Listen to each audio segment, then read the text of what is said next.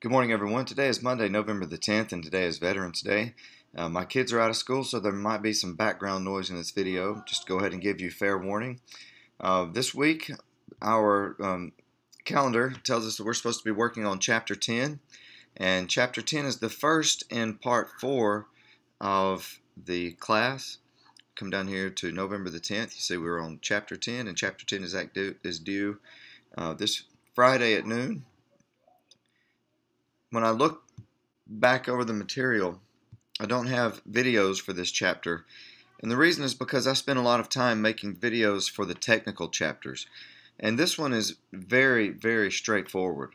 A lot of people, when they think about security and network security, they just automatically kind of tense up because they're nervous about what that means. They're afraid it's real technical, but this chapter talks about risk assessment, planning for business continuity, intrusion prevention, which is the most technical piece of this chapter, the intrusion prevention, which is section 10.4.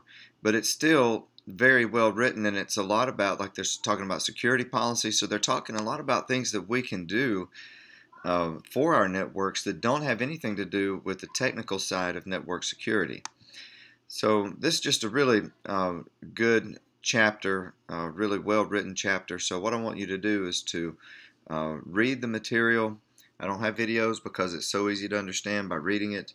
Read the material here for chapter 10, and then you're going to complete the hands-on activity. Let me just go back and show you the Dropbox. So the activity for chapter 10, let me go under edit so that way I can open it up and see it. It is, I'm looking for the numbers. There it is, on page 396 and 397. The activity is basically you're going to be doing a risk assessment on your home network or your friend's home network. Or if you work somewhere and you are given permission, you can do the risk assessment there.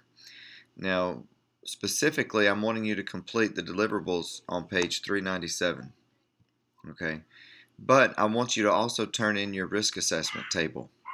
There's a whole sometimes the word risk analysis is used, but there's a whole section called risk assessment, section 10.2, and it outlines how to complete a risk assessment.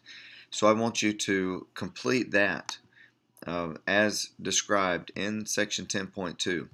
Deliverable 2, that's on page 397, is a disaster recovery plan.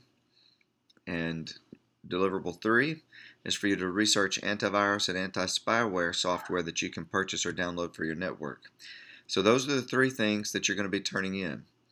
Now, the additional question is, how does the use of mobile devices change the work that you've done?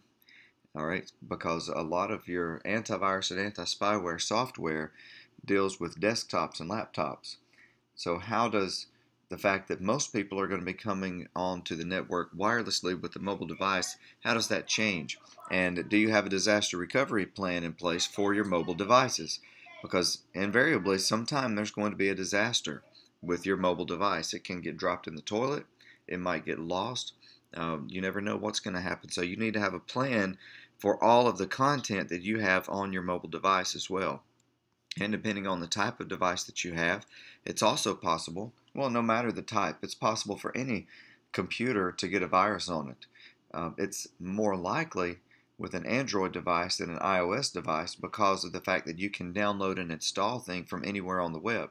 But it's still possible on an Apple device to get a virus. It has happened where some apps have gone through the App Store and caused viruses on mobile devices from Apple. So no matter the type of device you have, you need to have a disaster recovery plan in place. So this activity is a lot of thinking about what you would do or what you could do to help secure your network, and the majority of it is not technical. It's about behavior. It's about you having a plan in place and about you thinking through what in your network is the most important, what's the most valuable, and what you need to have a backup of. So get this completed and submitted to me by Friday at noon. My office hours this week are going to be different. I will not be on campus tomorrow. I will be on campus Thursday. So my Tuesday office hours are gone to Thursday. Wednesday's normal. I have a meeting Wednesday afternoon. So if you need me, try to come by in the morning. But I'll be on campus Wednesday and Thursday this week instead of Tuesday and Wednesday. So have a good day, and let me know if you have any questions.